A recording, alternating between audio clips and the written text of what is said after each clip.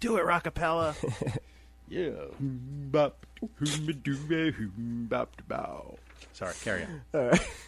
And the home of the brave.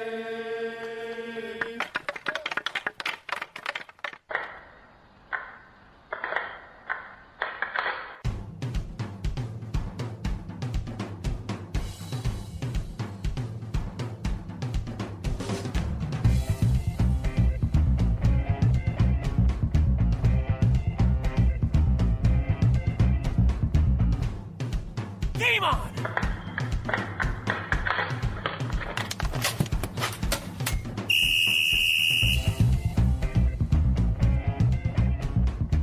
Welcome to episode 21 of the Hit the Deck podcast, where we talk deck hockey, street hockey, ball hockey. It's hockey in sneakers. We have made it to 21 episodes. James, our podcast can drink. Awesome. Just in time for 4th of July, too, so well done. Yes, hopefully our listeners don't feel the need to do so. Yeah, I hope we don't drive them to drink anyway. Yeah, well, how are you, James? I'm doing all right. How about yourself, sir? I am doing pretty well. I'm actually pretty excited because for this podcast, we have a very special guest. Indeed we do. For this podcast, well, you know what? Why don't we just jump into the starting lineup so everybody knows who we have? And for tonight's starting lineup, in goal, I am number 35, the American Rhino, Gary McComiskey, my illustrious co-host. On defense, number 4, James Sajazi, and our special guest tonight. And at forward, number 44, I'm Brad Vonknsky. All right, welcome to the podcast, Brad. Nice to be here. I've been looking forward to it. And we have been looking forward to having you. You've been a guest that we have scouted from before we did our first podcast, so I'm glad we could finally bring it together. You know what? As am I. That makes 3 of us, so welcome aboard, my friend. All right, so we all love each other. That's fantastic. Yep. Brad is actually founding member of the LIQ and one of the most, if not the most, talented offensive players we have. Oh, please. So, no. As a goalie, I despise facing you. It definitely brings an added dimension to the game that I don't necessarily appreciate. Yeah, it's a weird feeling, especially being a defenseman. I mean, Brad is so amazing, but he's such a good guy that you get angry that he scores, but then you're like, oh, it's Brad. Well, what do you expect? So, I mean, for me, standing in the crease, when I have a player bearing down on me, just any player bearing down on me, I'm paying attention to what they're doing. I'm trying to pay attention to who's around me, how the play is unfolding. But it's just like, okay, the puck's coming towards me. I have to be ready. When I look up and see Brad with the puck, literally, I say, oh, shoot, it's Brad. It's because I know that I have to be extra careful on my toes. You know, Gary, I think I've heard you say that before when I've picked up the puck. So, yeah, well, there you go. Well, I will say that thank you for the accolades, but there are a lot of talented guys in the LIQ. So I will just say I am one of them. I will not say I am the most. So. And humble just to putting boot. it out there. All right. Well, thank you. Well, okay. Enough of patting each other on the back. James, why don't we get into tonight's On Deck, if you don't mind? Would be happy to. So, as you heard before, leading things off, we will go back into the face-off circle. Gary and I welcome LIQ All-Star forward, Mr. Brad Vonknsky, to our Hit the Deck interview series, so he may introduce himself to you. Whiteboard. Now that you will all know Brad almost as well as Gary and I do, the 3 of us will debut a new segment of Hit the Decks where we break down specific deck hockey plays from an offensive, defensive, and goaltending point of view. And happy birthday, America! None other than the American Rhino himself will lead a charge to celebrate the USA's 240th birthday as only a true patriotic hockey podcaster can. Well, at least one of many possible ways to celebrate anyway. Gary and I and Brad will talk about great NHLers who were born in the USA. And that's what's on deck. Thank you, James. That's too many pucks to the head. I'm sorry. No, that was an unexpected treat. Thank you. Thank you, James. That was nice. Sure, absolutely. Brad, for those of you who don't know, Brad is actually a huge Springsteen fan, so I'm sure he particularly appreciated that. I did. All right. Glad to have an assist. And before we go on with the podcast, I forgot to announce the very special announcement that we have here on the 21st episode of Hit the Deck. And that is that Hit the Deck, in addition to the normal places that you can find us, iTunes, Stitcher, our website, hitthedeck.com, any number of other podcasting outlets, we are now also available on YouTube. And so you can listen to podcasts on YouTube. All of our previous podcasts and scrimmages are up there. But the reason I'm bringing this up now and not at the end of the show is that for tonight's extra special 21st episode with Brad, James mentioned that we're going to be breaking down some plays. You will be able to see the plays that we are breaking down if you watch this on YouTube. So I wanted to give you fair warning up top so you would have time to stop it on your phone or whatever and go over and to check it out on YouTube if you want to. So, I'm for the listener. So we are a full-service podcast. We try and, think of you guys because we appreciate you. We appreciate you listening.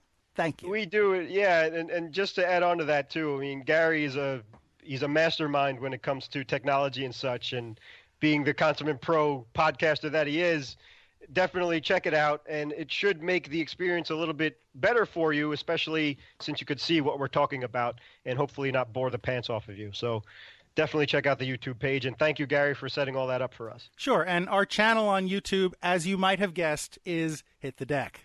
With a K, that's right, no CK, so DEK. Right, like deck hockey, which is what we talk about. That's right. Okay, so let's jump right into it. Mr. Vonknsky, sir. Part of the face-off circle, it's just about 4 questions, which are the same that we'll ask to any member that decides to come into the circle with us, just to introduce you to the listeners out there. So we already know the answers because we've been good friends for a long time, but for everybody else who may not know you as well as we do, if you wouldn't mind, question 1 is, when did you start playing deck hockey? Well, let's see. Honestly, as far as deck hockey and street hockey and that stuff goes, I've been playing probably since before I can remember.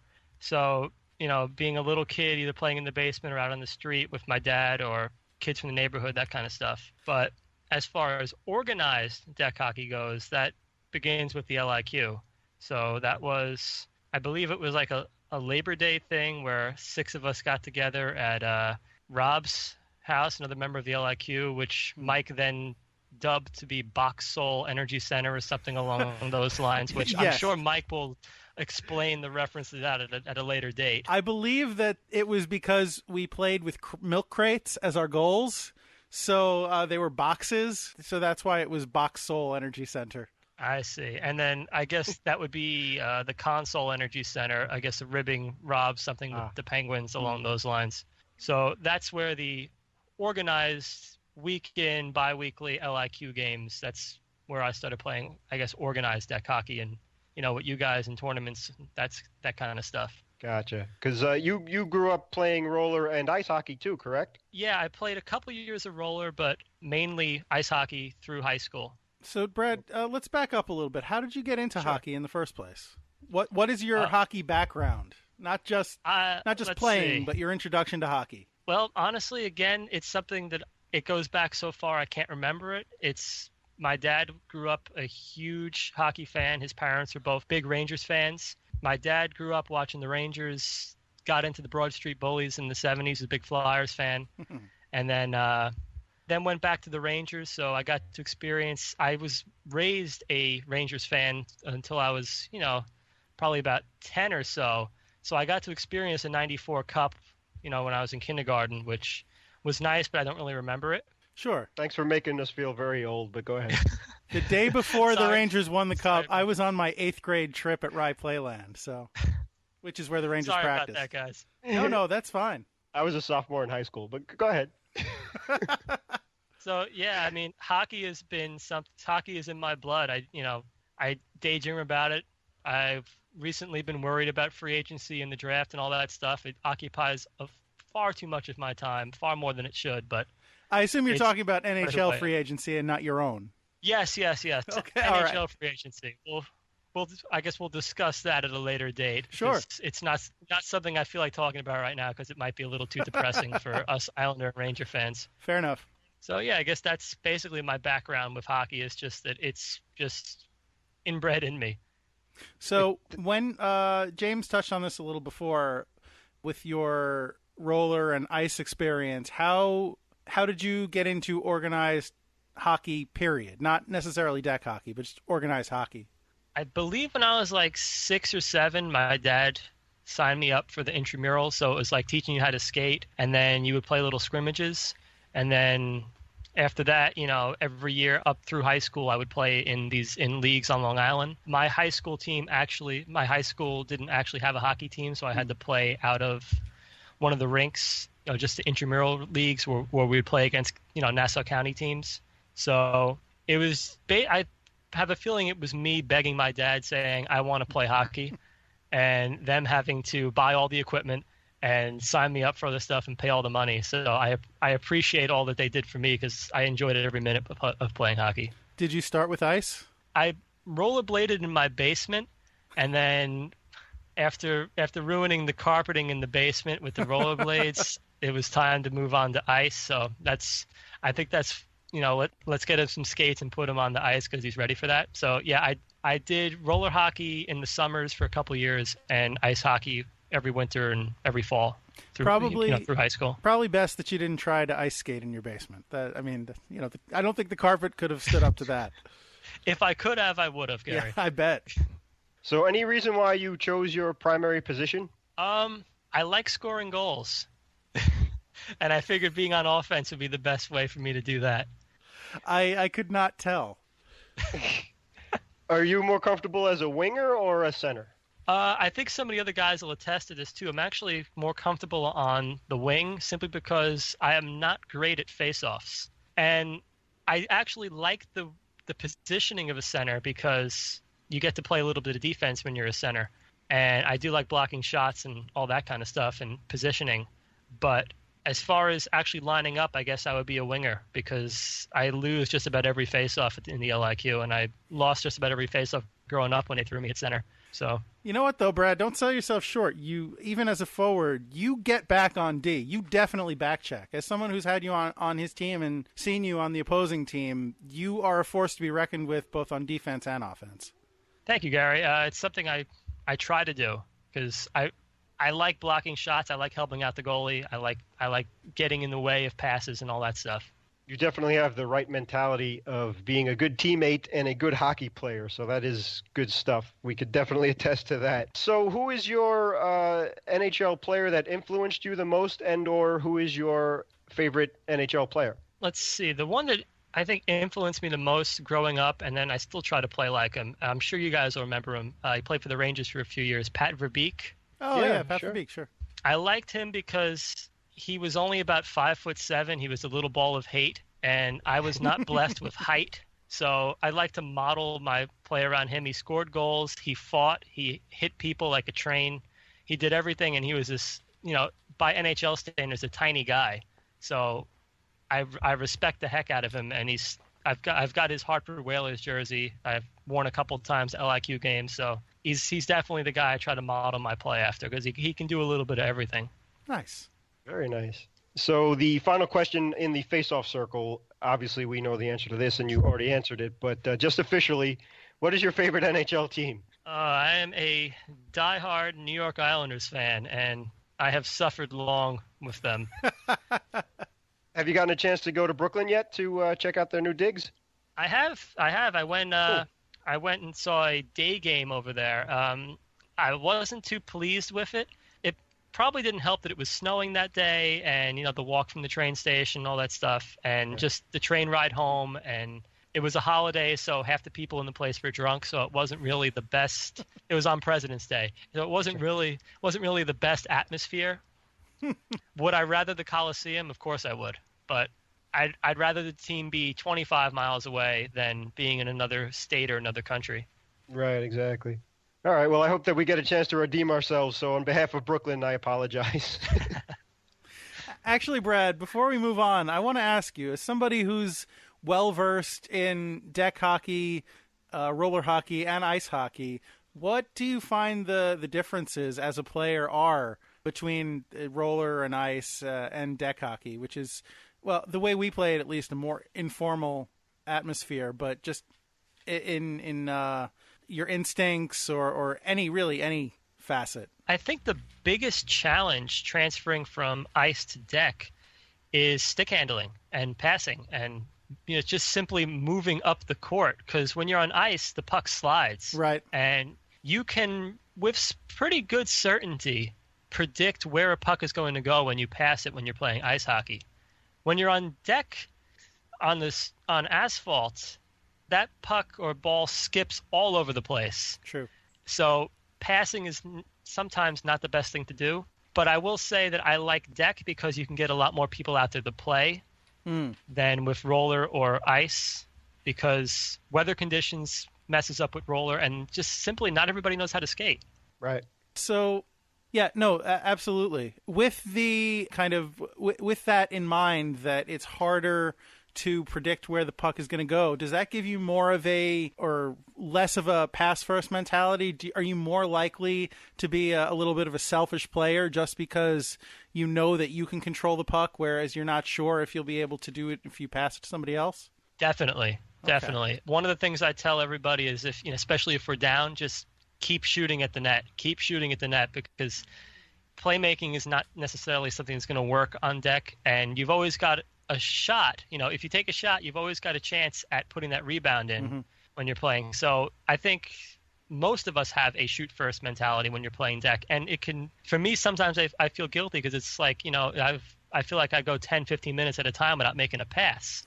But I said it's just the nature of the game on a small court, and, only 3 guys to a side or 4 guys to a side at a time. Okay. I mean, I've seen it. People who've played with you have often a mentality, since you are, even if you won't accept this, you are often the best player on the court. The game plan is very often get it to Brad. So, I mean, I think, that is a good idea, because if you are the best player, then you're probably going to have the best chance of scoring. But it also, and James, as a defender, maybe you can weigh in on this. From my observation, it seems like it might be a little easier to, not necessarily easier to defend, but easier to predict how the play is going to unfold, because the tendency is going to be get it to Brad. So you can kind of say, okay, that's the guy we need to watch, and maybe we don't have to worry as much about the other guys. Well, yeah, thanks for bringing that up. Being on both sides of being Brad's teammate and playing against him, you do think that, but as Brad was saying, that there are plenty of good goal scorers in the LIQ. Oh, sure. I'm not taking that away from any of the other guys. Right. So whoever, let's say if I'm playing against Brad, you probably figure that the puck's going to come to him. But the problem with that is when you have guys like Iggy and Carlos and Rob, Joe, among others, and pardon me? And Joe. And Joe. Oh, my God. That guy has amazing hands, Joe. And goodness gracious, apologies if I. Rich. I don't want to. We could keep talking about. And Brett is another one. This isn't the name everybody in the LIQ podcast. This is. They do deserve to have their names called out. But anyway, sure. So the problem with that is if you think the puck's going to go to Brad and you're on him, the other 2 guys could burn you just as bad. So you have to be careful of that. And like Brad was saying, one of the benefits of his game and why he's so good is his end-to-end talent, and so you're trying to block the passing lanes and such. But right, you do a lot of times. One particular play comes to mind where we were playing an overtime game, and Brad got the puck. I believe you won the face-off too, if I'm not mistaken, Brad. Yeah, one of the few face-offs I've won. And I think the overtime lasted all but 3 seconds, as you. March, I mean, you left me in the dust. I think my head was spinning. I don't know what happened, but the next thing I know, the game was over. So you have that quality to dominate a game. But it's a good thing to be shoot first mentality, especially that's what you want out of a player. I mean, Alex Ovechkin can attest to that for the NHLers out there. But you do have the sense enough that if you don't have a shot, that you'll pass it, and you always have to make sure that your stick is down when Brad's on your team, because you got to be ready for it. So if you have a lane, you take it, and you have a good enough shot that you have confidence that it may go in, or at least get the rebound for another player. So that's definitely the way to be a good forward in deck hockey or any kind of hockey. Yeah, although I will say, if the goaltender has had the good fortune of preventing Brad from scoring for the majority of the game, Brad transforms into Angry Brad. And Angry Brad is, I kid you not, a force of nature. You do not want to see Angry Brad. Angry Brad can take over and single-handedly change a game. I've seen it happen more than once. Same here. Been victimized by that truck as well, so have the marks to prove it from being run over. Yeah, it's Mike has called that, I think, 4th or 5th gear or something. He says, Yeah. He'll just tap me on the stick and be like, Brad, 5th gear time. I'm like, all right, I think I've got the energy for it. All right. Well, you know what? We've been talking about offensive skill and the way you kind of set up plays and your mentality. Why don't we actually break down some plays? So, Sure. We can put our money where our mouth is and be a little more specific about how these things go. So we have for you, the listener, a buffet, I'm just swinging my arm around trying to think of a word. I don't want to say plethora. I want to use some kind of food metaphor. I don't know why. It's just, but we have a bountiful feast of plays for you to consume. And if you're watching this on YouTube, or if you'd like to see what we're talking about and you're not listening on YouTube, then please head over there. We're on Hit the Deck. We're going to lay out a bunch of plays that we filmed in preparation for this podcast this past weekend. And I just want to put it out there, let you know what we did here. So these plays weren't choreographed. They weren't staged per se. We knew what situations we wanted to set up, but once we set them up, they unfolded organically. So for the most part, you are going to see the actual a play developing the way it would develop in a game situation. So we're not cheating per se. We didn't film an actual game because we wanted to make sure we got everything we needed for this podcast, but the intensity of a game was there. So it's that's what you're getting. Full disclosure. I'd also like to take this opportunity to thank Joe Barnett and Rob McCullough, who helped us out on a few of these plays. So thank you guys. Your assistance was invaluable, and we hope to have you guys on the podcast someday. All right, so the first set of plays that we're going to review are a series of breakaways. So Brad is going to be the offensive player on the breakaway. James is defending him, and I'm in goal. So what we're going to basically do here is we have the plays. We're going to tell you what's happening for the benefit of those who can't actually see it, and we're going to tell you what's going through our heads from an offensive, defensive, and goaltending perspective as those plays unfold. So hopefully you will find some value in this.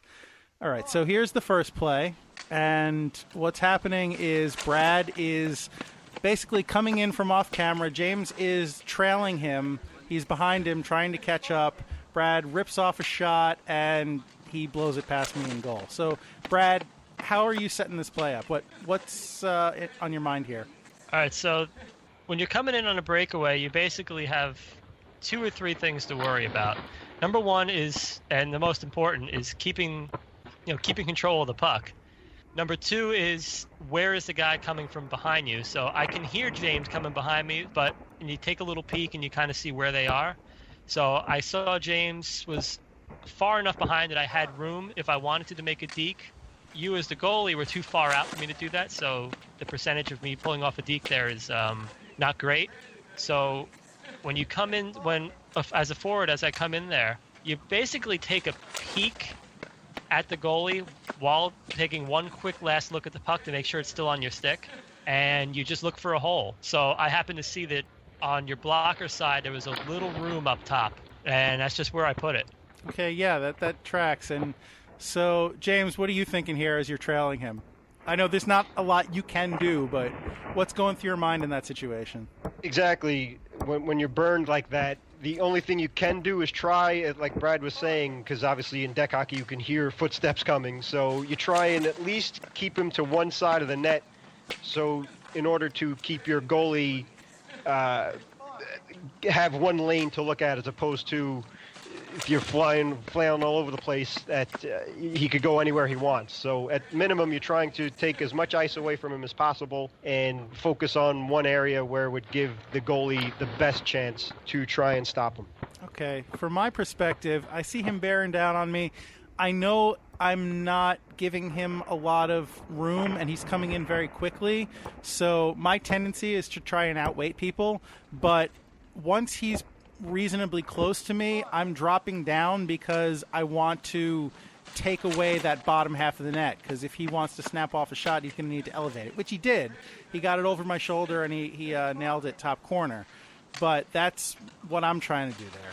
So thank you for that. The next play is similar. It is going to be, it's also a breakaway. James is not quite neck and neck with Brad, but he's closer, but he's not right next to him. So Brad comes out to his left side and tries a little spinorama type play to get it past me. And he misses the net in this case. But Brad, what are you thinking there? On this one, what happened to me there is the puck just got away from me. It skipped on the asphalt. So you just have to make the best of what you can do, which in this case was just try to make any recovery possible. And doing the little spin move was out of necessity, but also I know that with that play, that kind of screens you, and I'm trying to put it on a backhand, so backhands are statistically tougher to stop. So you just kind of go on instinct and just try to do the best possible thing. And I knew James was cutting across, so there's always that chance of it skipping in off his knee or off his shoe or something like that. So you just got to get it towards the goal at that point. Yeah, those unintentional deflections off your own teammate, those are kind of back-breaking goals, but there's nothing you can do about it because, it's just a fluke that when that happens, and you just have to kind of deal with it. Yeah, it's a defenseman's worst nightmare. Yeah, so what are you trying to do? So, James, in this play, Brad's kind of coming down the left side. It looks like you swing wide around the right side of the net and kind of cut towards him. What's the motivation there?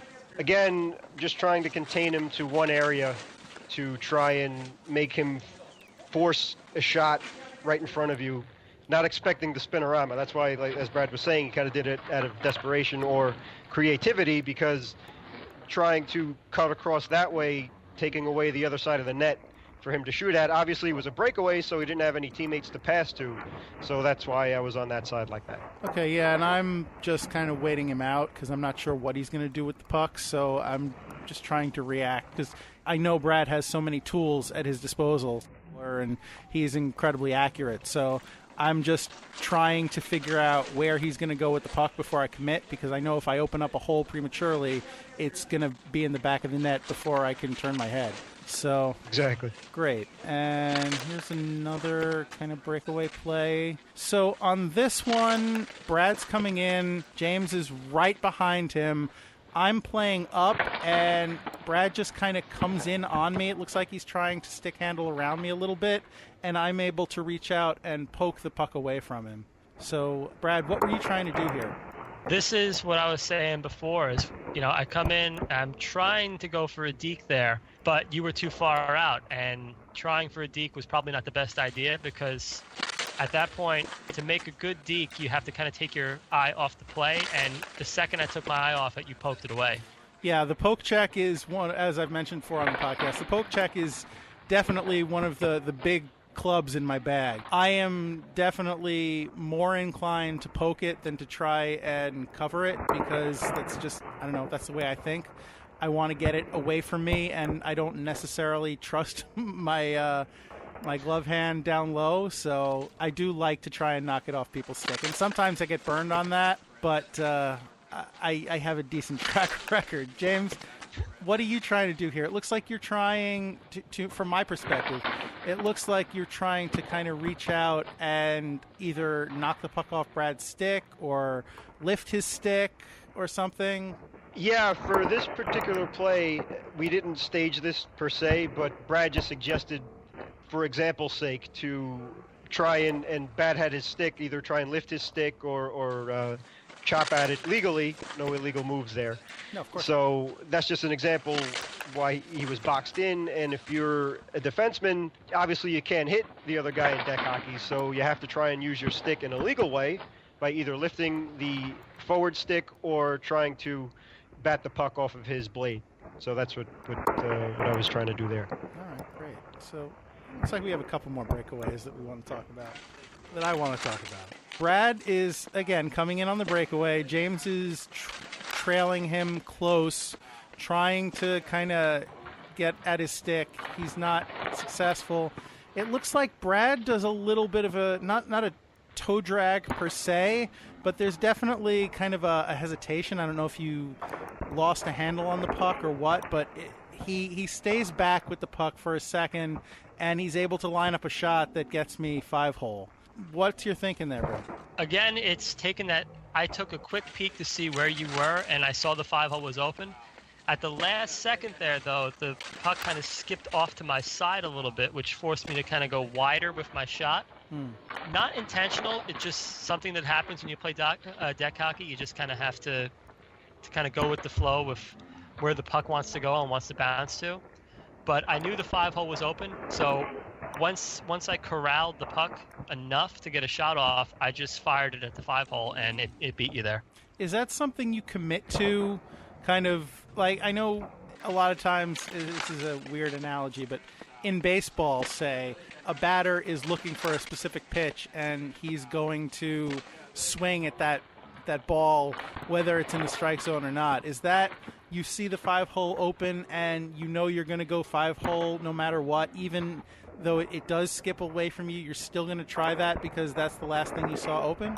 Yeah, certainly. That's the way I go at it, and I don't know if that's the way most people go at it. It's, on a breakaway, you have to make the split second decision of deke or shoot.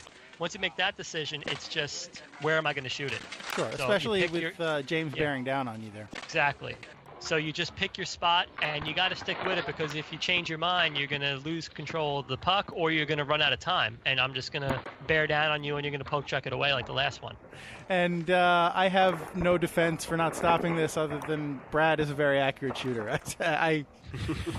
I don't know. If this was a game, I might have been upset with myself. But it was a very good shot and a very good recovery on a little bit of a bad situation. So, kudos to you for being able to do that. Last breakaway. This one was a little tricky. Tried a little trick play. So Brad's coming in from the blue line, and James is not trailing him. I don't know if you laid out on this or just. I guess what this is simulating is a true breakaway where there's no defender anywhere near you, and it's just the player and the goalie, maybe more of like a penalty shot kind of situation. So Brad comes in slow, he slows down a little bit anyway as he approaches me, and he almost comes to a stop. I come down, try and poke, and Brad's able to reach around me with one hand and try and flick it into the net, which it goes just wide, but it could just as easily have slipped in the post. So what are you trying to do here, Brad? All right, so this is simulating a penalty shot or a shootout attempt, and this is my go-to shootout move. So if any of you out there are listening, watching, and you're a goaltender is going to end up facing, you now know my move if you end up playing against me in the tournament. No scouting. No. He's you're opposite of what he's saying. But go ahead. So this is just the old Peter Forsberg move. You come in quick and then you slow it down at the last instant there, and I was deking blocker side on Gary, and then I pull it across I guess where the crease would be, and then you just. Rather than flicking it, you just kind of let the momentum of the puck try to get itself in once you pull it around the goalie. And Gary said the shot went wide, but I remember this one really well. He actually does get a toe on it, and he does stop me. Redirects it right there at the end. He gets a little bit of a shoe, and he actually pushes it wide. You know what? Now, so Gary, very nice. Looking at the play again, well, thank you. I do see it does deflect off the toe. I wasn't actually looking at me when I was reviewing it at first, but you're right. Yeah, no, that's just luck on my part that I was able to kick out my foot. enough to... Well, I didn't even kick out. I just kind of planted it, and where you were bringing it around happened to be a spot where I could move my foot very slightly and get a toe on it. But really, that's a play where, as a goalie, you have to commit, and once you have committed, you have to kind of just, I don't know, give it up to God. Basically, it's down to you've put yourself in a situation where it makes it very difficult for the shooter to execute. They have to execute perfectly, and if they don't, then it's probably not going to go in. But if they do, then there's nothing you can do about it, and you just have to tip your mask to them. All right, great. Thank you. So anything else you want to add about breakaways before we move on in our playbook there, Brad?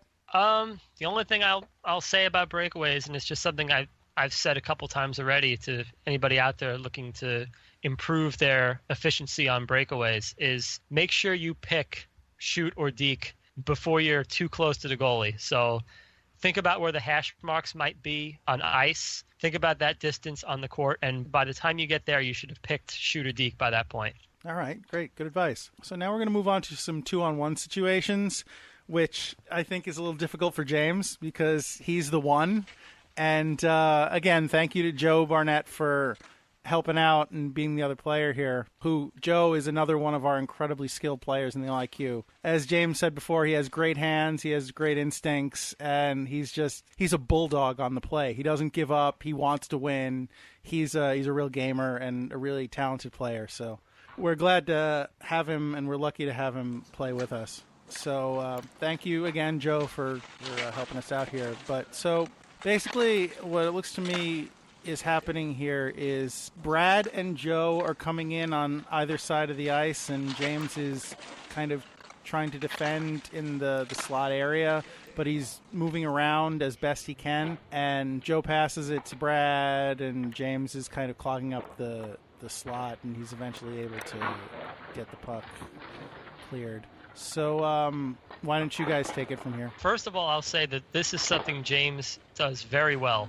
He's excellent on these odd man rushes on defense, and it's very difficult to get past him because he's always keeping the stick on the court, trying to block up the passing lane, and it's just about impossible to get through the middle there. So you have to kind of think of another play. So a lot of times you just work on desperation and go shot first after you get it if James is out there.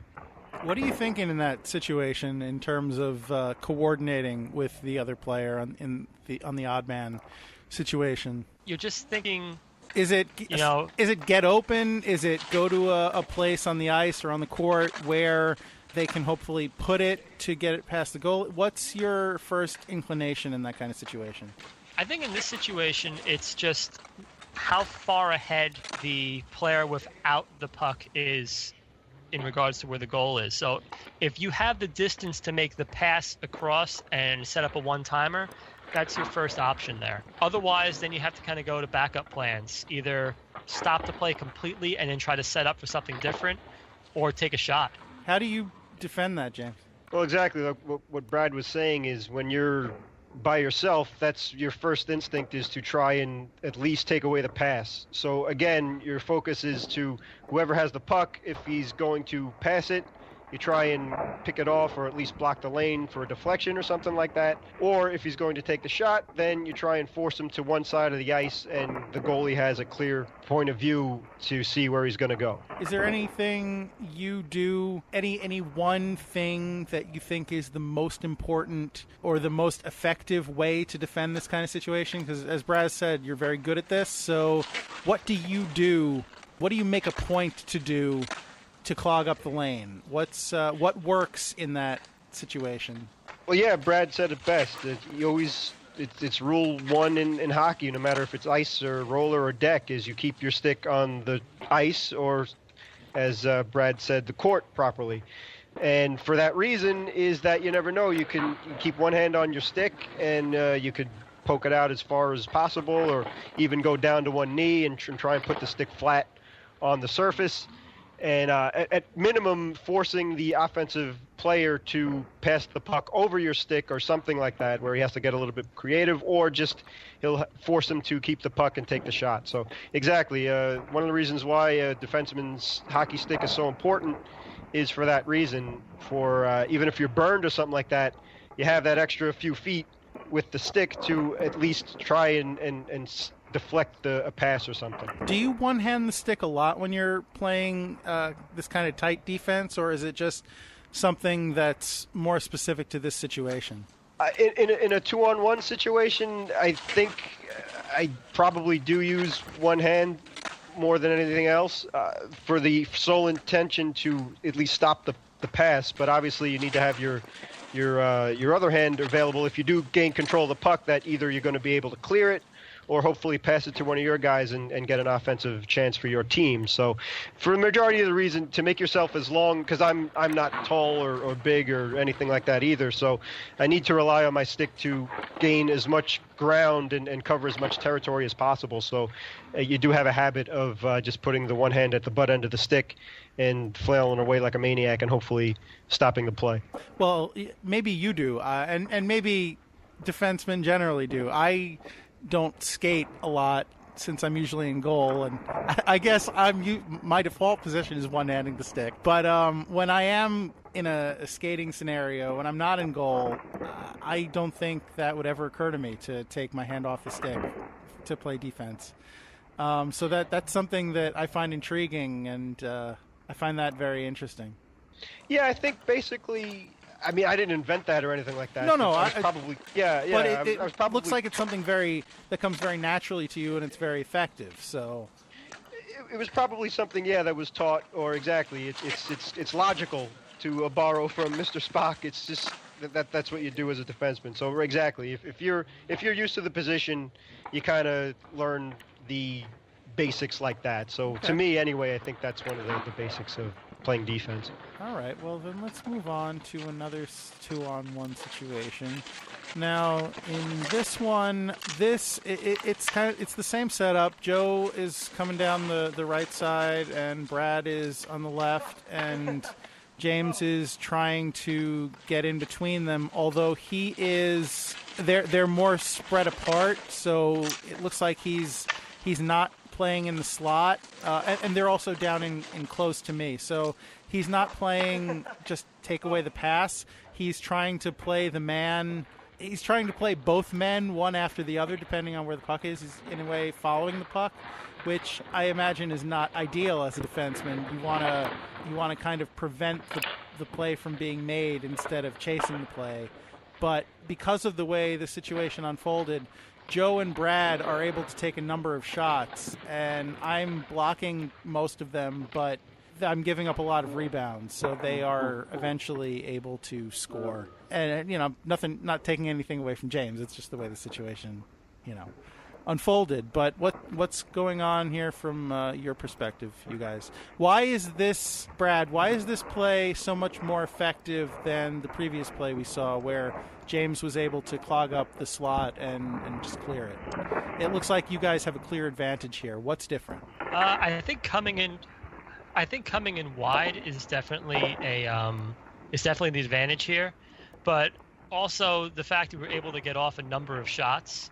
So this probably wouldn't happen so much in regular gameplay unless you're talking about a penalty kill power play situation, right, where you would have that kind of time in an odd man advantage, or if you have someone who doesn't really like to back check on the defensive side.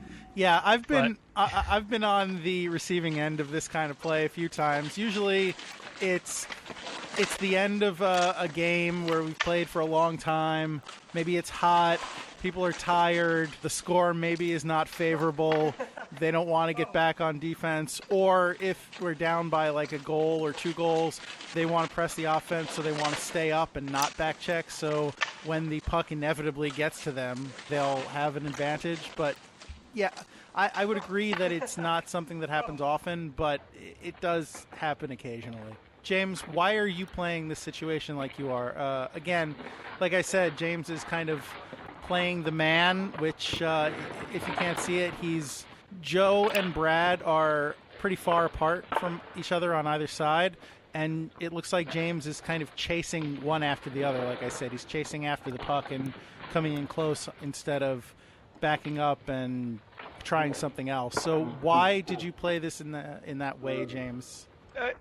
In all honesty, just to show what it is, the worst case scenario, and this is what happens when you don't lay out or keep your stick on the surface and try and clog the passing lanes. A huge advantage, which is what they did very smartly, was staying wide. Whereas if, as a defenseman and you're all by yourself, what are you going to do? So the problems with deck hockey defense is that you're not allowed to hit anybody. So you have to play it like NBA or like basketball defense, where you're playing the man or you're playing the puck. So I can't go to one or the other, and that's why it's important to utilize your stick and try and clog the passing lanes. So when you get in a situation like that, that's either you just lay out your body or you use your stick in that aspect. So this was just to get a little different point of view as to what not to do on defense, and also to the credit of how good the shooters are in the LIQ. So the rebounds and stuff, that was all creativity and skill on the offensive guy's part. I call shenanigans, James. You said this is NBA defense. I did not once see you just stand there and wait for somebody to knock you over. Again, you're not allowed to hit, so I apologize. That's okay. Okay, yeah, and from a goalie perspective, once the first couple of shots hit me, if I'm not able to glove it, I can't control those rebounds, so I'm kind of just floundering and hoping to scramble and hope for the best. So I go down, I think, after the first pass, and then once I'm down, I'm not inclined to jump up because there's still a threat, and I don't want to expose the bottom of the net for that split second while I'm standing back up. So I'm going to just kind of try and follow the play as best I can and hope for the best. And like Brad was saying, too, that's the importance of back checking, because if your defenseman's hung out to dry and then he in turn leaves your goalie to be hung out to dry, that's why you need the other guys to try and at least take another man or pin one offensive man to one side of the ice or surface, so the goalie can just focus on that one particular area. And it's also important to, as far as the offensive side, is to stay with the play. So you easily could have just tailed off there at the end. I could have easily tailed off after we got our first shot off, expecting Gary to cover, but staying with it and waiting for the rebound is important when you're playing offense. Yeah, as a matter of fact, I even noticed that I stopped at the very last moment because you got your own rebound and then put that in. So I didn't even bother to deflect or get in that way. So exactly, that's to Brad's credit that he just never gave up on the play. All right, great. So we're about halfway through our whiteboard plays, and I think that's good for one podcast. So, Brad, if you don't mind, we'll invite you to come back next week. And can you please, if you don't mind, come back and maybe analyze some more of these plays with us? Sounds good to me. All right. So, given that, why don't we move on to the rest of the podcast? And like we said, we will pick up next week with more of the whiteboard. But since we have Brad here, happy birthday, America. It is the 4th of July, Independence Day, as we know, this weekend. Well, technically Monday, but it's a holiday weekend, so here in America we tend to spread those out unless you are one of the unlucky few who actually has to work on those days. And if you are somebody who has to work on our holidays to help us for when we forget to get something at the store or need to get ice at the last minute, and you are serving us in some way, thank you. Your extra special little bit of sacrifice is it's appreciated, even though it really blows for you. So yeah, happy 4th of July. Yeah. So James, what were we talking about? Well, with America's 240th birthday, I'll see myself out. The USA's 240th birthday, I should say. We all being big hockey fans, and Brad being a huge Islander fan, and Gary and I Ranger fans, figured we can talk about the best, or at least our favorite, American-born NHLers. So it's kind of a short list compared to the Canadian roster, which is just ridiculous. But the Americans, we have a lot to be proud of. And I think a certain goalie is a little near and dear to your heart, Mr. Rhino Mac. So if you wouldn't mind kicking things off with the other number 35. Yes, well, as you said, I am a Ranger fan who wears number 35. So obviously, Mr. Mike Richter, former goalie for the New York Rangers, he is, in fact, very near and dear to me. He's my favorite player, and as I've said in the past, somebody who I model somewhat myself after. So, yeah, he's one of the greatest goalies, American goalies, ever to play. He's in the American Hockey Hall of Fame, I believe, and he brought home the gold for us in the World Championships in, was it 96? All right. So, God bless you, Mike Richter. Thanks. He is a real American, true blue. He had the Statue of Liberty on his mask. He was, he's a real American hockey player. And so I have a glass in my hand and I am toasting him with it. Very well done. So, Brad, anybody in particular that you admire from the USA side of the NHL? Somebody that I've looked up to a lot, growing up as a kid in the 90s, was Jeremy Roenick. He was one of those guys that could do everything, and he was a heck of a scorer for the Blackhawks, and then later on in his career with the Coyotes and the Flyers, and I think he ended his career in San Jose. He was just had one heck of a shot. I mean, him and Brett Hull were probably the two best shooters of the 90s and, early 2000s. But what's great about Roenick is that he had a feistiness to his game. He wasn't afraid to fight. He had his jaw broken in the playoffs and kept going through that, and they kind of wired his jaw shut. I mean, that's just the dedication that you want out of a hockey player. So I respect the heck out of that guy. And he's a pretty good analyst, too. That's true. That's very well said. Yeah, he's done pretty well for himself post-NHL career. But believe I know he's a 500 goal scorer, and I think he's about fourth among or third, I think, among the American-born players all time. So that's pretty cool. When you're in company of guys like Mike Modano, Keith Tkachuk, Pat LaFontaine, that's you've had yourself quite a great career. So good one with that, Brad. James, for me, obviously. Yeah, I was going to ask, as a defenseman or even just American hockey fan, is there any particular player that's near and dear to your heart? Take a wild guess, but Mr. Brian Leetch. I believe he was the first American-born Conn Smythe winner, Calder Trophy winner for Rookie of the Year, Norris Trophy winner for the top defenseman in the league. Obviously, the Stanley Cup champion, and he and his teammate Mike Richter in '94, and also in the '96 World Cup, as we mentioned before, and in the Olympics as well. As fine, maybe they didn't win gold, but to come second to Team Canada is nothing to be ashamed of at all. And it was a very well-deserved silver medal, and so on and so forth. So just a great guy. Born in Texas, I believe, went to Boston University, and a good dude all around. So Brian Leetch is the guy for me. Yeah, I mean, and there are, of course, other modern players, contemporary players, American players, who do the game proud. Yeah, absolutely, and especially for a friend of the LIQ, Mike Margiotta, former Mr. guest Jonathan Quick. On Hit the Deck. That's right. So his idol, Jonathan Quick, over there in LA for the Kings, and in Chicago, as we mentioned before, the Blackhawks, Mr. Patrick Kane, who's probably at the end of his career will eclipse Mike Modano as the highest American-born goal scorer ever. But yeah, Mike Modano is number one right now with 561 goals.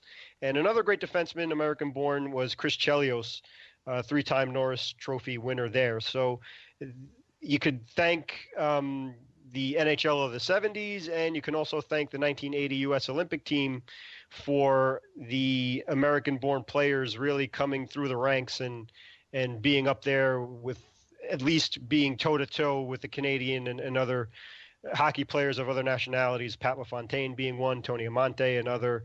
So it's a pretty impressive list of American-born players, and hopefully there'll be more and more to come down the line. Yeah. All right. Well, I certainly hope so. The game seems to be, well, I don't know if I'd say it's growing in popularity by leaps and bounds, but I think the players that this country produces are definitely becoming more frequently successful and skilled, and I think we're in good shape as a country of hockey players. So, you know what? I encourage anybody who loves the game of hockey to play the game of hockey. That's what deck hockey is all about, the being accessible as a hockey game to the average person. You know, if you're not necessarily the most athletic or you're not necessarily the most coordinated, but you still really enjoy the game and want to give it a shot,